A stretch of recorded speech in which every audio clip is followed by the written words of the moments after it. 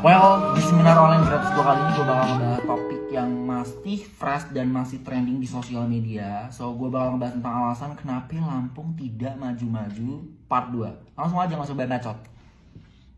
Welcome to Lampung. Jadi Lampung itu provinsi yang berseberangan langsung dengan Pulau Jawa dan hanya dibatasi oleh Selat Sunda, guys. Just so let you know ya, siapa tahu ada yang belum tahu. Jadi Lampung itu gerbangnya Sumatera, gitu. Lanjut aja, alasan yang pertama adalah masyarakat di Lampung itu masih banyak yang terkotak-kotak. Jadi Lampung itu ada 3 suku dominan. Yang pertama suku asli Lampung, yang kedua Jawa, yang ketiga Bali. Suku-suku di luar Lampung ini mereka sudah mengikuti program transmigrasi dari pemerintah pusat dulunya untuk pemerataan populasi yang ada di Indonesia. Jadi udah born and raised di Lampung dan udah berkontribusi di Lampung juga pastinya. But unfortunately, the last time video gue yang trending itu malah ada beberapa content creator yang asal dari Lampung dan mereka malah tersindir dan ngebahas tentang suku dan agama, Kak. Padahal kan fokus gue di situ tuh untuk mengkritik pemerintah daerah provinsi Lampung ya kan. Jadi kayak so what? Poor mindset. Alasan yang kedua adalah banyak sumber daya masyarakat di Lampung yang unggul tapi malah nggak mau stay di Lampung gitu. Lu lihat aja banyak menteri-menteri, beberapa menteri ya yang asalnya dari Lampung kayak Sri Mulyani, Erick Thohir, terus ada menteri pertanian itu siapa ya, gue lupa namanya, tuh kan dari Lampung juga. Lampung tuh gak kekurangan orang pinter, tapi sayangnya orang-orang pinter yang asli dari Lampung, asal dari Lampung, yang born and raised di Lampung, itu malah keluar dari Lampung dan memajukan daerah lain, atau malah keluar dari negara lain, Kak. Karena apa? Karena tidak diapresiasi. Kurangnya apresiasi dari pemerintah daerah Lampung itu sendiri mengakibatkan masyarakat daerah dari provinsi Lampung yang unggul tuh malah keluar dari daerahnya sendiri gitu, karena daerahnya nggak maju-maju gitu kan. The last time ada video yang trending masalah atlet ini yang dana kemenangannya atau hadiah juaranya itu tidak sesuai apa yang dibicarakan sebelumnya. Itu lagi trending dan itu membuktikan bahwa kurangnya apresiasi yang ada di provinsi Lampung ya kan. Lalu juga permasalahan yang ada di Lampung itu bulet dan terulang-ulang itu aja, masalah korupsi. Ya korupsi kan secara general di Konoha tuh banyak korupsi ya. Cuman Lampung ini korupsi itu terus korupsi, kolusi, nepotisme, terus masalah infrastruktur pembangunan jalan yang dari dulu bolong-bolong gak jadi jebret.